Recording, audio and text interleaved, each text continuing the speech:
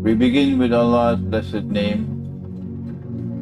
We praise Him and we glorify Him as He ought to be praised and glorified. And we pray for peace and for blessings on all His noble messengers, and in particular on the last of them all, the blessed Prophet Muhammad sallallahu ta'ala alayhi wa sallam. We greet you, brothers, with Assalamu alaikum wa rahmatullahi wa barakatuh. Our topic is a very important one and a very unusual one. Dajjal. And the topic is Dajjal in the Qur'an. And the first response we get, oh, there is no Dajjal in the Qur'an. The Qur'an makes no mention of Dajjal. Dajjal is only in the Hadith, not in the Qur'an. This is an indication of a lack of proper methodology for study of the Qur'an. The Qur'an is comprised of two different kinds of verses. The first is ayat muhkamat, and these are verses which are plain and clear. Even Washington can understand them. Even the enemy can understand them. Plain and clear. And this is Ummul Kitab. But Allah, in His infinite wisdom, He ordained that there should be this second kind of verses in the Quran, ayat. And this one, Washington can't penetrate it. They are the ayat mutashabihat. And these are verses which have to be interpreted. But when you interpret an ayah mutashabiha, remember, only Allah can confirm that your interpretation is correct.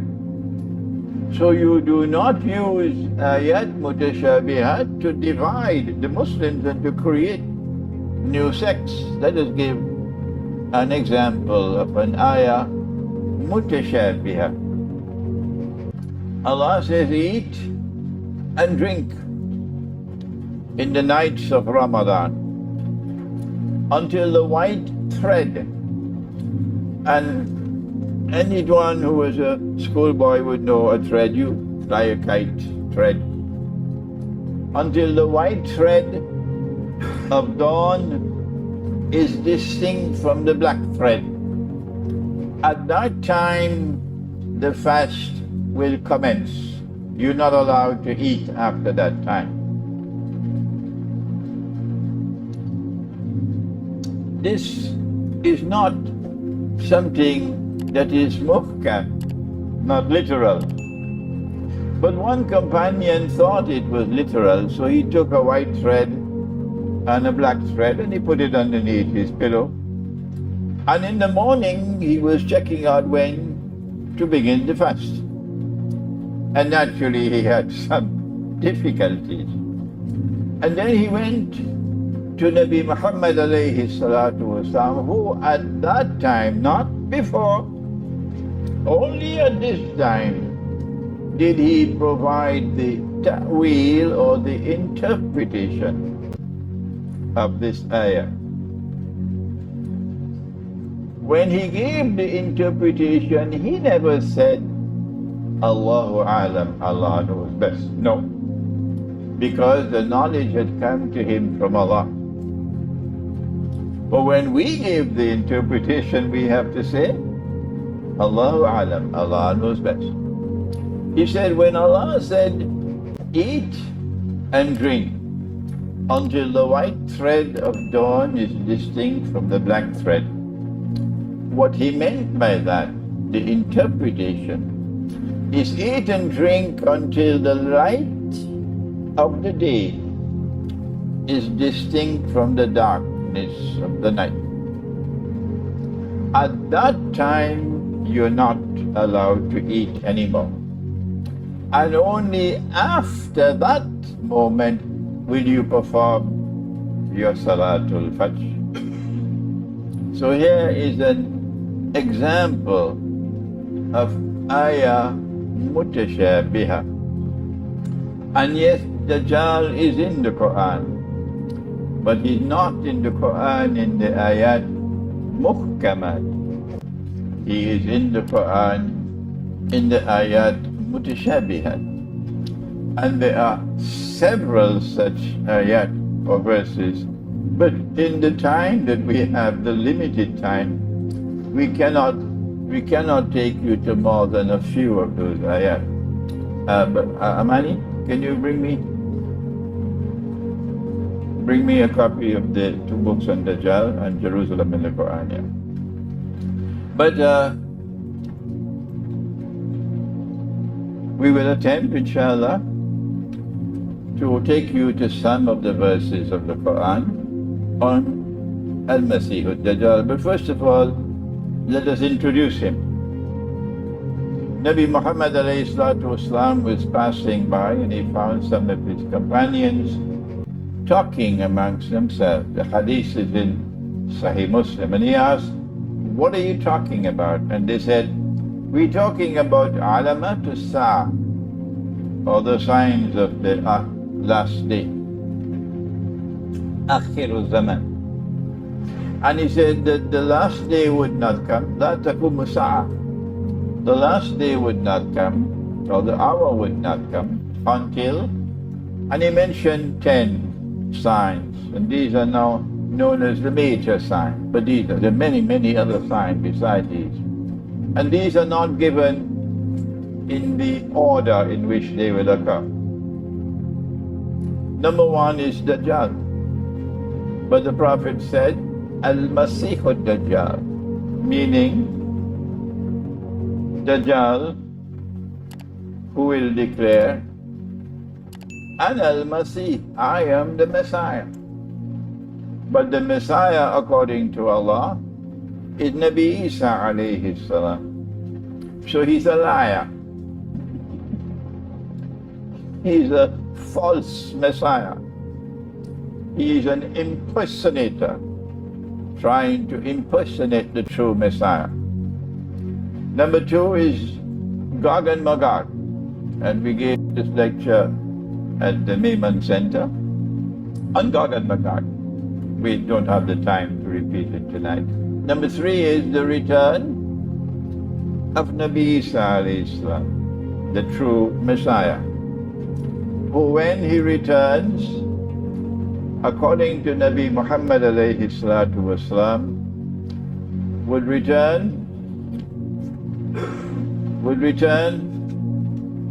as Al-Hakimul Adil, as one who would rule, and who would rule with justice. He would rule in the sense in which Sulaiman alayhi salam ruled, meaning that there was no rival to his rule, none, no combination of forces that could be a rival to him. In this sense, he would rule the world. And since the true Messiah will come back to rule the world from Jerusalem, of course, the false Messiah or Dajjal, in order to successfully impersonate the true Messiah, would also have to rule the world from Jerusalem. This is fairly simple. Number four, that one of the major signs that will occur in Akhir Zaman is smoke. And Surah Ar-Rahman of the Qur'an gives us some more information about that smoke. He said, Allah says that there will be a flash of fire which will be followed by smoke. And when that occurs, سَنَفْرُغُ لَكُمْ أَيُّهَا الثَّقَلَانِ, that flash of fire which will be followed by smoke will be the means by which Allah will deal with them. Deal with them. Two people who are فَبِأَيِّ آلَاءِ رَبِّكُمَا تُكَذِّبَانِ, the people who reject the truth. Two of them. And who are they? Ya ma'ashara al-jinni wal-ins. There they are, the two. So this is the dukhan, or the fire. And then number 5, dabbatul ard. And we will be able to deal with that subject today. This is the book I want to introduce you to. The Qur'an, Dajjal and the Jasad. This is so far my most important book on Dajjal. And in this book we deal also with the dabbatul ard, a creature of the earth. I can say confidently, because of dabbatul ard, there's a tomorrow which is coming when no child who is born and who lives in the city can ever become a hafiz of the Qur'an. Impossible.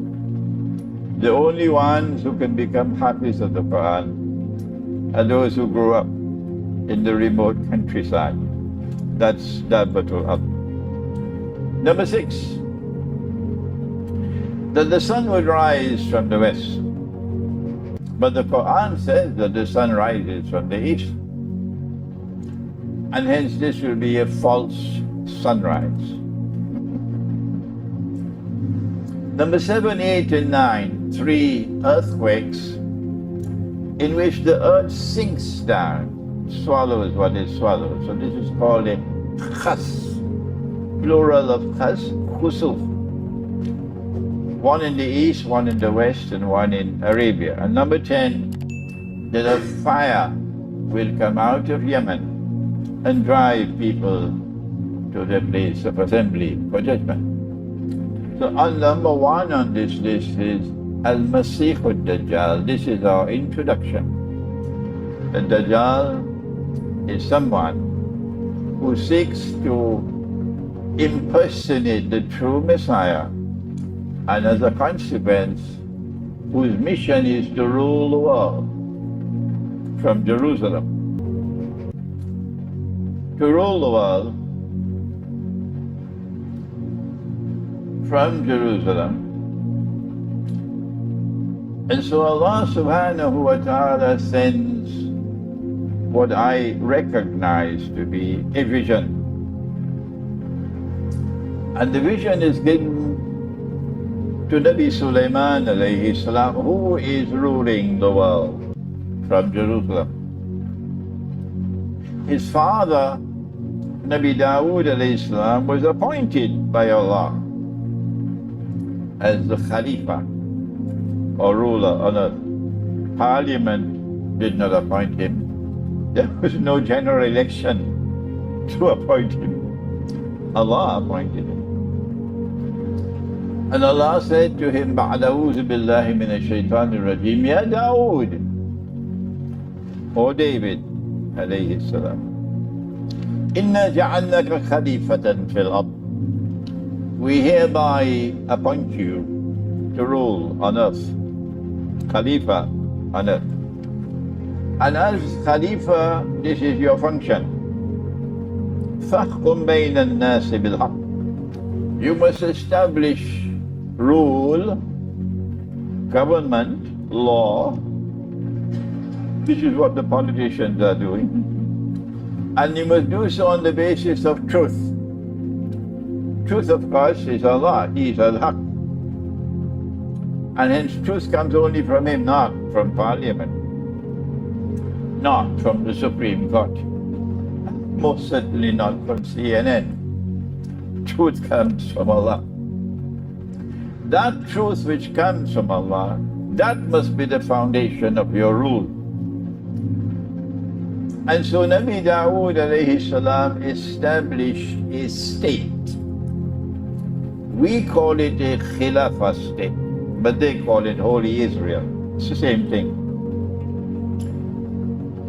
And Allah said that He strengthened that state. It made it strong and powerful. And so it became the ruling state in the world. And when Nabi Sulaiman alayhi salam succeeded his father, it was indisputably the ruling state in the world. Allah waited until that moment, and then He sent the vision. What was the vision? It is located in Surah Al-Sad. And Allah says, "Ba'adawuzu billahi minash shaitanir rajeem. وَلَقَدْ فَتَنَّا Sulaiman."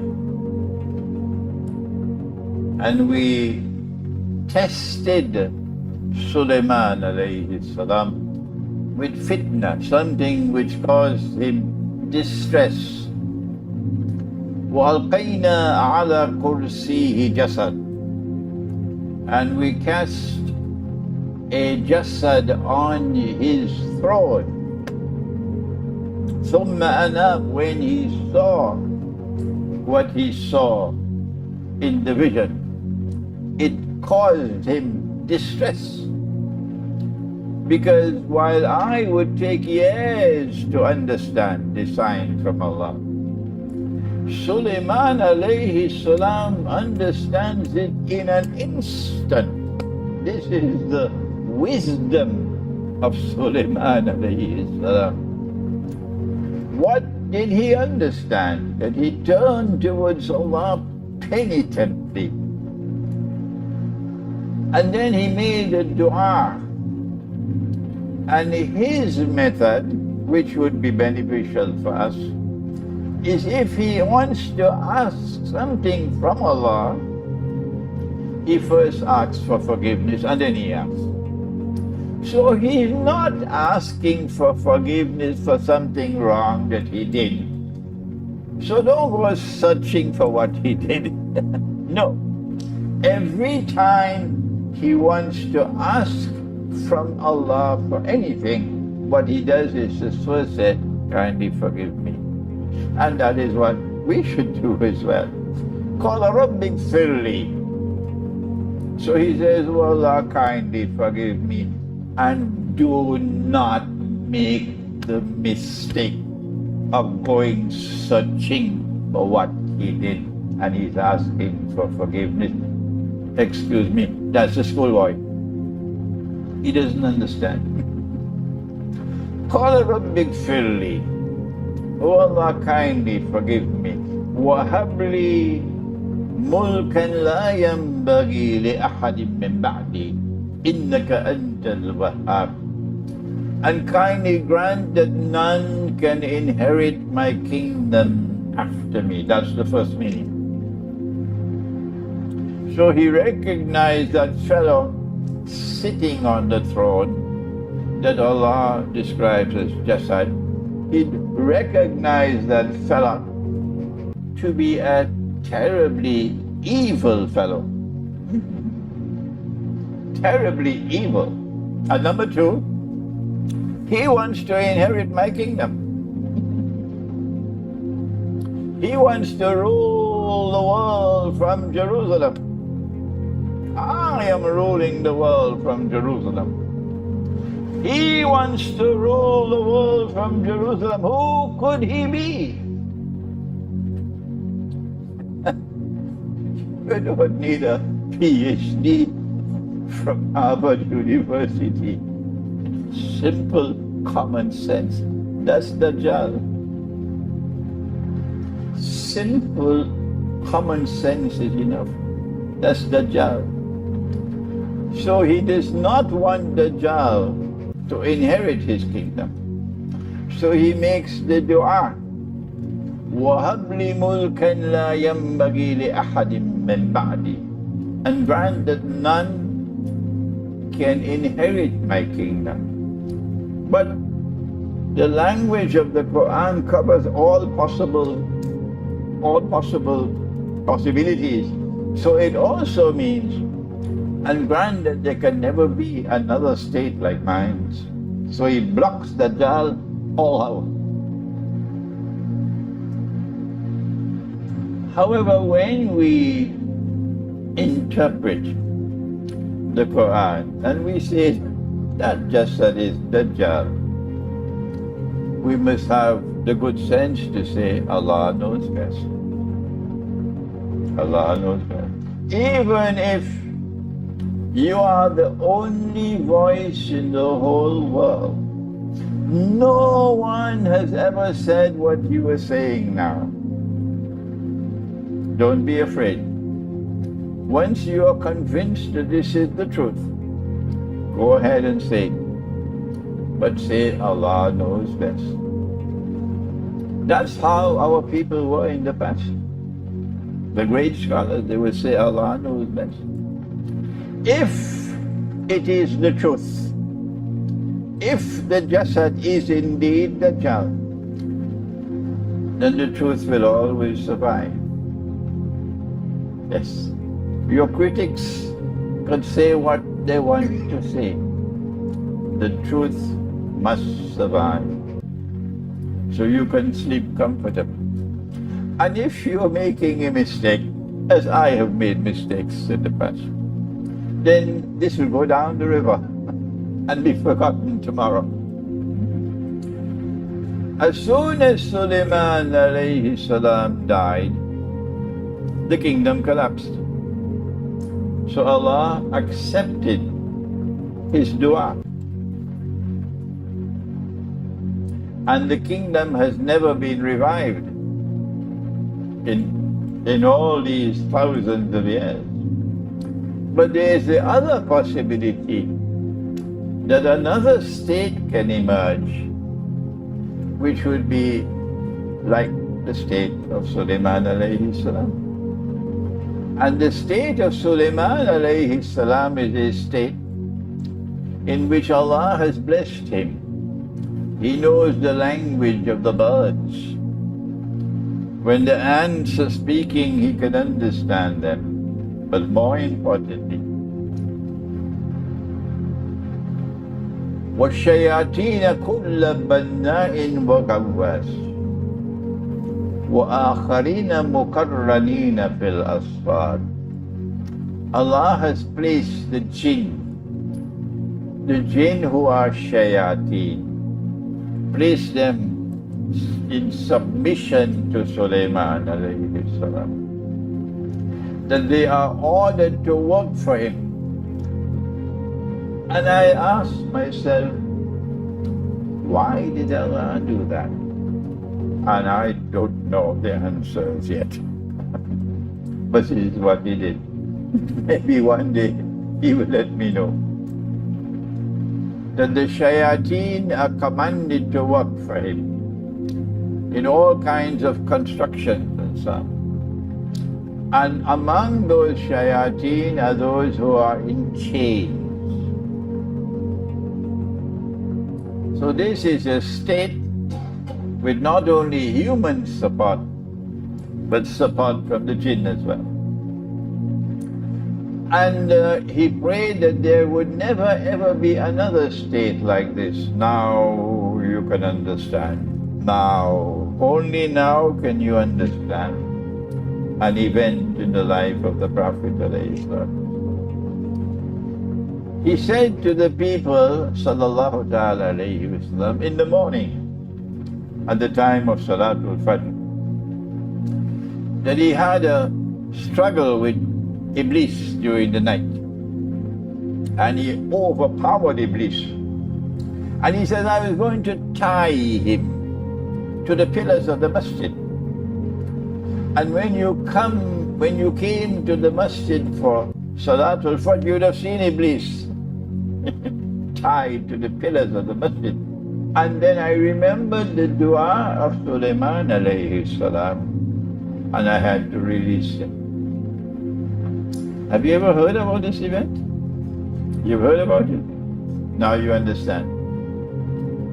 If he had tied Iblis to the pillars of the masjid, then the state in Medina would have been comparable to that holy Israel.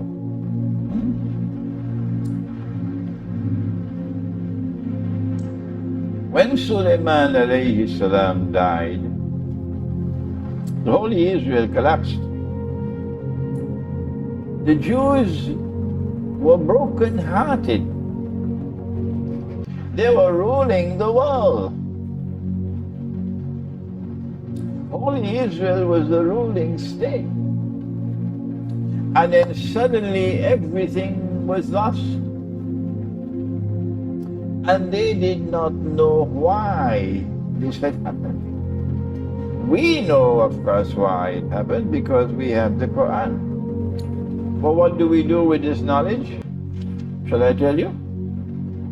What do we do with the knowledge in the Qur'an? I'll tell you. We eat our biryani and go home and sleep. That's what we do. That's what we do. Allah says, I am sending in this Qur'an that which I explained to you. He's talking to the Jews. I am sending in this Qur'an that which will explain the matters that you do not understand. And this is one of the things He has explained. And we have the knowledge in the Qur'an. And have we sent it to the world? No, we have not. This book attempts to explain that Jasad, you could see on the cover, the Jasad sitting on the throne holding the staff. So who is the Jasad?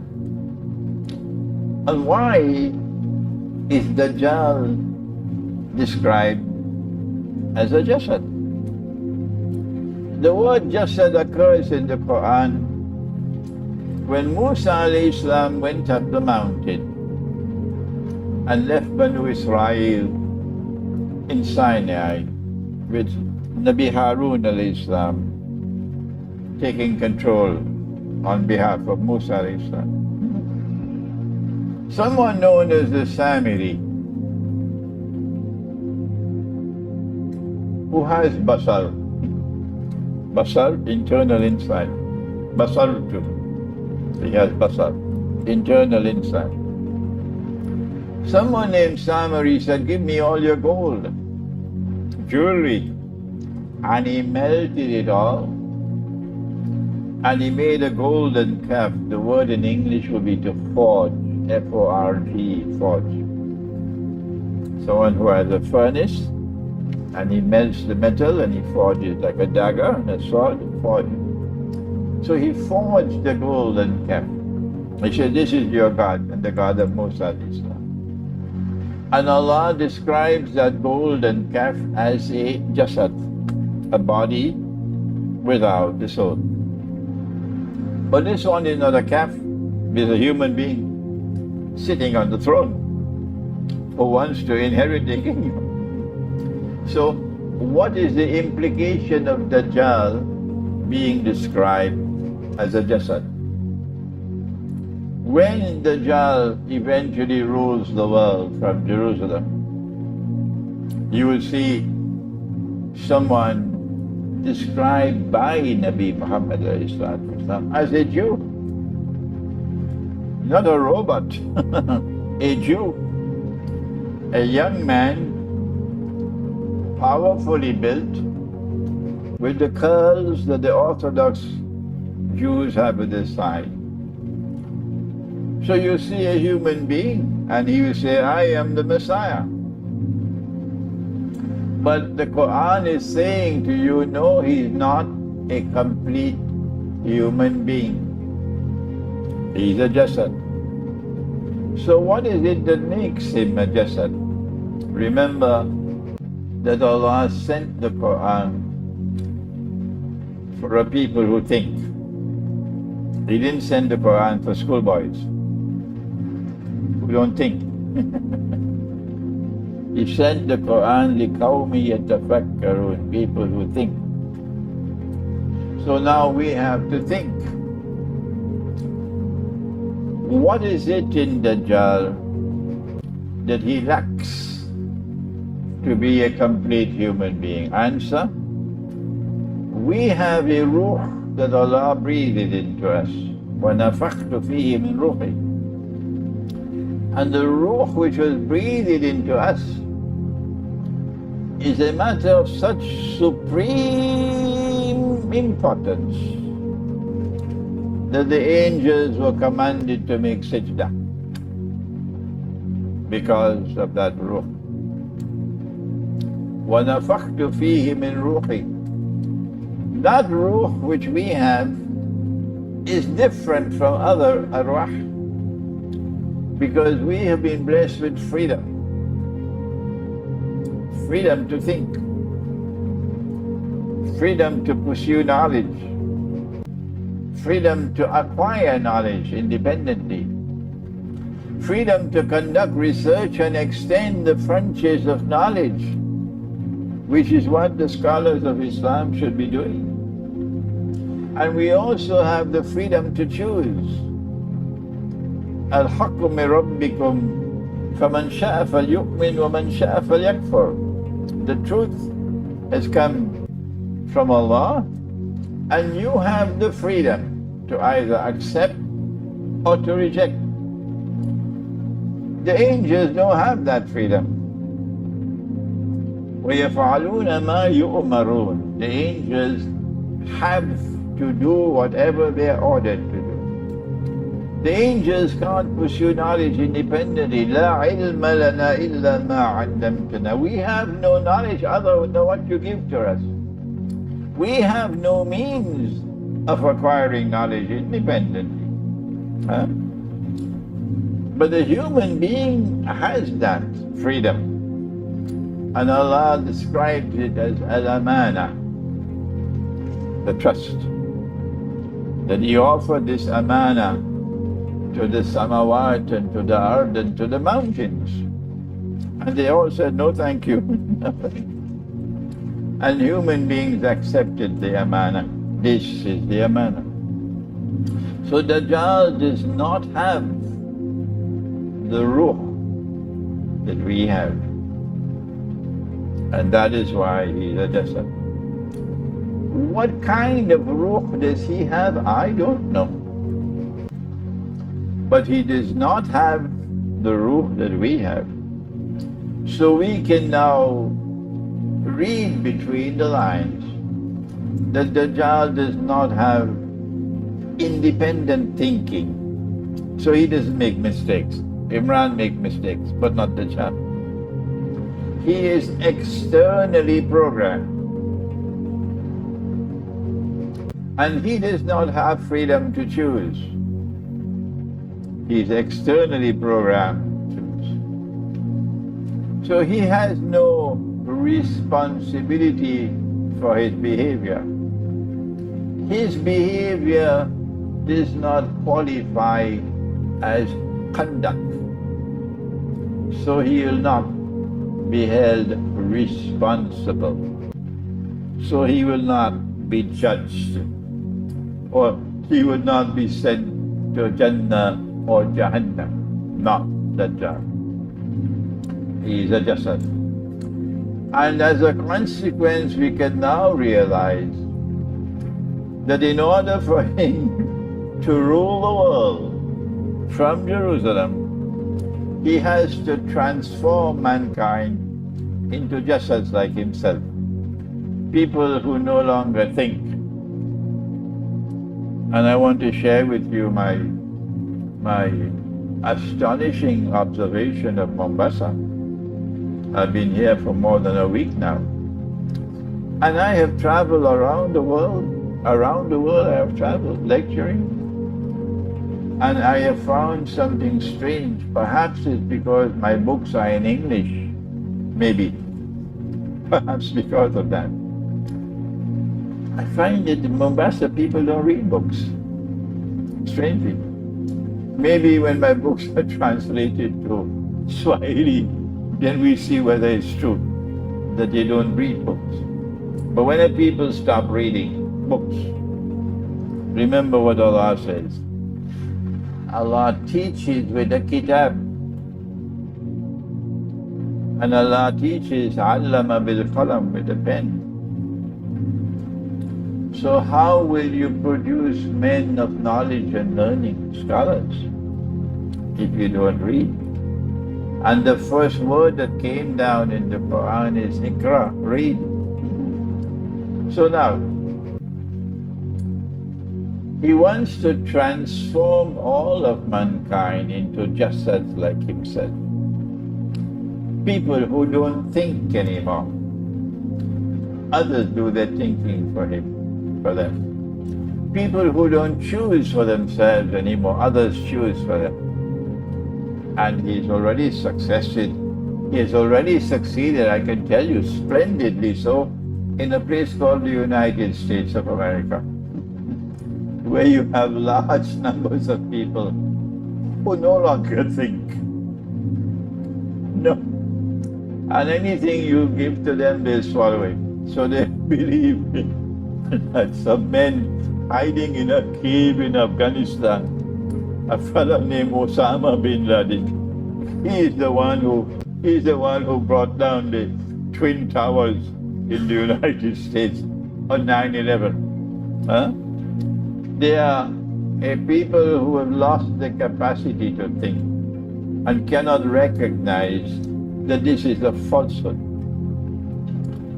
This is false. We say there are three kinds of lies. We say there are three kinds of lies. There are normal lies, and then there are great lies, and then there's 9/11. But they recognize the official story as true. So they are jasad. And they don't choose anymore for themselves. They are brainwashed by television. They are brainwashed by the newspapers and the radio and so on. And now there's something strange. I never met it as yet, but maybe you know it. Something called social media. You ever heard about it? You heard about it? I never met it. I don't know where it is located. I don't know where social media lives or something. But I understand that this fellow called social media is the last medium through which the brainwashing is taking place. So now, when Sulaiman alayhi salam died, everybody knew he was dead. Oh yes. Everybody knew he was dead and he was buried. There was no secret. But the jinn who are in chains are in a different world of space and time. And because they are in chains, they didn't know he was dead. But they saw someone sitting on his throne.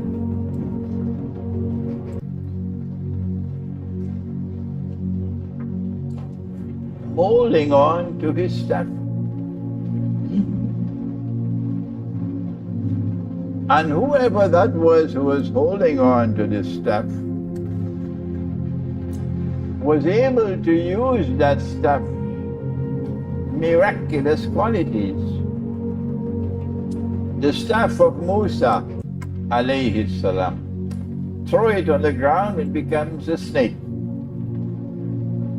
And touch it, it returns to becoming a staff. Strike the rock and the water comes out. Strike the sea and the sea parts. This staff also of Sulaiman alayhi salam has miraculous qualities. And someone is sitting on the throne, holding on to the staff. And as a consequence of holding on to the staff, he is able to convince them that he is Sulaiman. So I have to do some reading between the lines. And so I come to the conclusion, and Allah knows best, that he's able to use the staff to do what we have on television. To see moving images of someone who died long ago. Yeah, moving images. And so the jinn are seeing Sulaiman alayhi salam walking and talking and sitting and standing and eating. And so long as that fellow sits on the throne, the jinn are convinced that Suleiman is still alive. And they have been ordered by Allah to obey him. But these are evil jinn. So he has the opportunity of a lifetime to get the evil jinn to do everything he wants them to do, including cryptocurrencies. To get the jinn to do everything he wants them to do, in order to facilitate his mission of eventually ruling the world from Jerusalem. And I would like, because we're running out of time, I would like you to read this book. Oh wait, it's Constantinople in the Qur'an. It's outside. Constantinople in the Qur'an, in which we give you an insight from the Qur'an about the origin of modern Western civilization. And we're able to demonstrate that modern Western civilization could not have brought the scientific and technological revolution, which is still unfolding, without the jinn. And then the Qur'an went on to say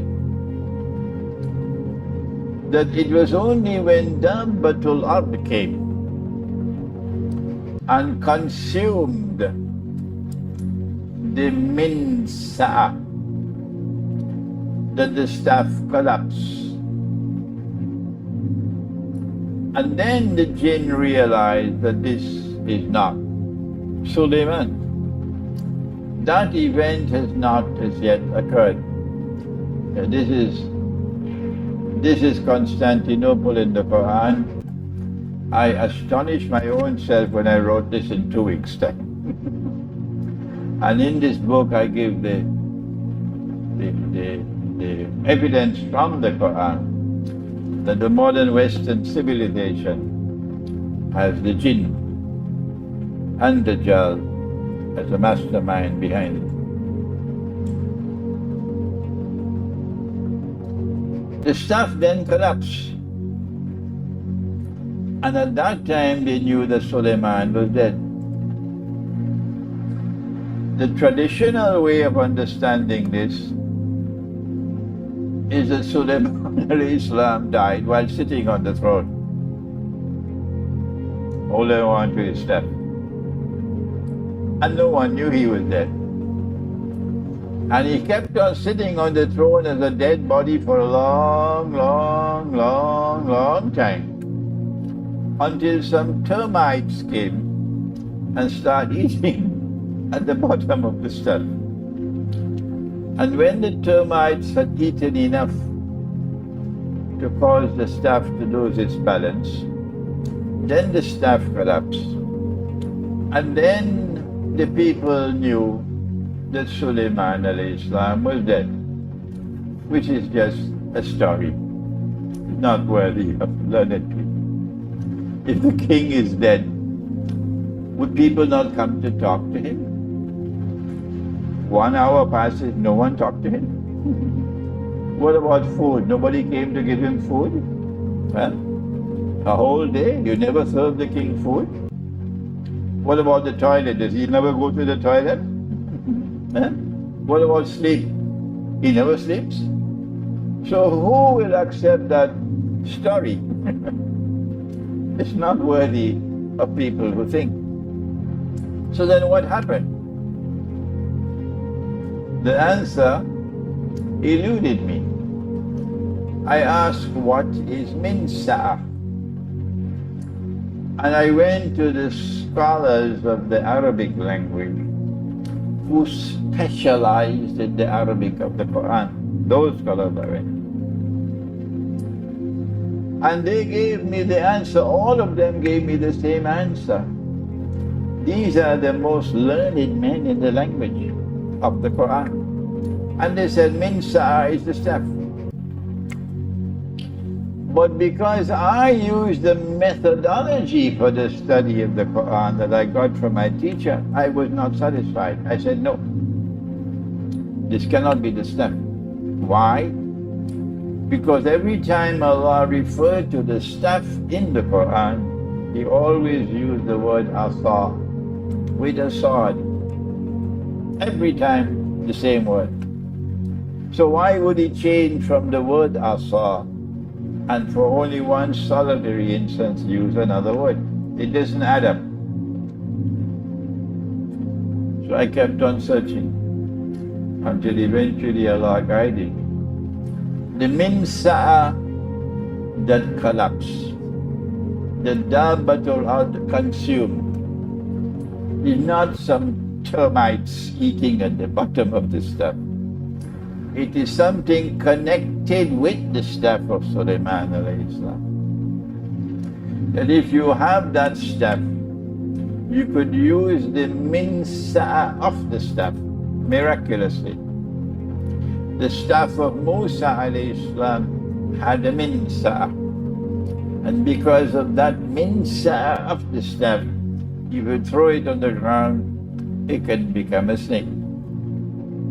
So it is the miraculous heart of the staff, the spiritual heart of the staff. Or if you allow me to use this language, the ruh of the staff. It is that which is the minsa. And dabbatul ard therefore will be something which can destroy the minsa of the staff. So we're not talking about termites. We're talking about something which can attack the internal spiritual heart, the ruh of the staff. I have come to the conclusion, and I'm now comfortable with it.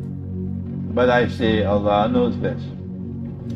The dabbatul ard is the electromagnetic waves which is now inundating the world through your cellular phones and your smartphones and your wireless internet and your cell phone towers, in consequence of which there is a pollution of the environment, the air, in consequence of which the bees can no longer navigate, in consequence of which honey production is falling around the world. And this electromagnetic waves are becoming more and more powerful incrementally.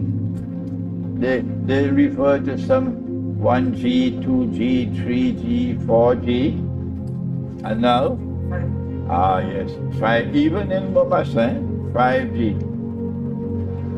And there are many scientists who are crying out, this is dangerous. Yes, but they don't care 2 peanuts for the world. It has the capacity to consume the minsa of the stuff. And when it does so, then the stuff will no longer have its capacity to protect and preserve the identity of the one who is sitting on the throne, Dajjal. So all this while Dajjal is sitting on the throne, and Dajjal is using the jinn to pursue his mission and advance his mission of ruling the world from Jerusalem. But when the staff collapses, then Israel, goodbye, because the jinn will no longer serve Dajjal. I have the view that what the dabbatul ard can do to the staff, it can also do to us. Which is why in the Qur'an Allah warns us about dabbatul ard. And the language of the Qur'an is taklimuhum. The dabbatul ard will cause damage to you. But if you change the punctuation, you will no longer read it as taklimuhum. It will now read as tukallimuhum. So instead of the Qur'an telling you the dabbatul ard is going to cause damage to you, the Qur'an is now made to say the dabbatul ard will speak to you. That's the change in the punctuation of the Qur'an. I see the same problem in another verse of the Qur'an, where the Qur'an says about Nabi Isa alayhi salam, وَإِنَّهُ لَعَلَمٌ لِلسَّاعَةِ, that he, Nabi Isa alayhi salam, is the sign of all signs of Akhirul Zaman. Alamun lisa. Alam is singular, alamat is plural. But they changed the punctuation, and now the Qur'an is made to tell us وَإِنَّهُ لَعِلْمٌ لِلسَّاعَةِ, and he is the knowledge of the hour, which is nonsense really, because the knowledge of the hour is not with him. The knowledge of the hour is only with Allah. And even the Gospel and the Torah, they say, no, not the Torah, sorry, the Gospel. The Gospel, the Injil, up to this day, the Injil says that only the Father knows the last hour. The Son does not know the last hour. So, our view is that the Qur'an is saying about dabbatul ard, the dabbatul ard taklimuhum will cause you damage. And that damage is most visible of all in the children, not the adults. The damage will come in the form of the damage of the child's capacity to think. Because the electromagnetic waves damage the memory.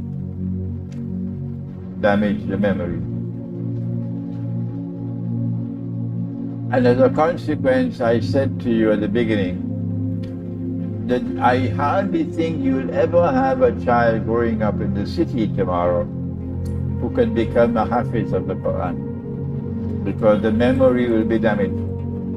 And the only ones who can become a hafiz of the Qur'an tomorrow will be those in the countryside who are not damaged by the Batul Ard.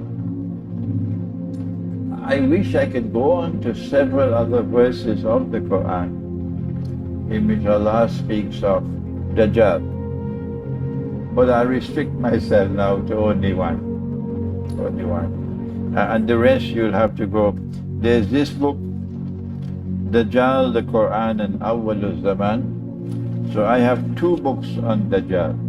I have to write several more books on Dajjal, dua, that I may be able to finish them. And this is the first book I wrote on the subject, Jerusalem in the Qur'an, 20 years ago. Bismillahi awwaluhu wa akhiruh. Dajjal is sitting on the throne up to this moment. How come no one has seen it? Answer: Dajjal is not as yet in our world of space and time. For this we have to go to the hadith of Tamim al-Dari. I hope you are familiar with it. Shake your head. No? Okay. The hadith of Tamim al-Dari. I don't have the time. It's a long hadith, but you'll find it in my book, Jerusalem in the Qur'an. From the hadith of Tamim al-Dari we know that when Dajjal is released, he'd live on earth for 40 days, one day like a year, one day like a month, one day like a week. وَسَائِرُ أَيَّامِهِ كَأَيَّامِكُمْ. And at the end of his life, his day would be like our day, so he would be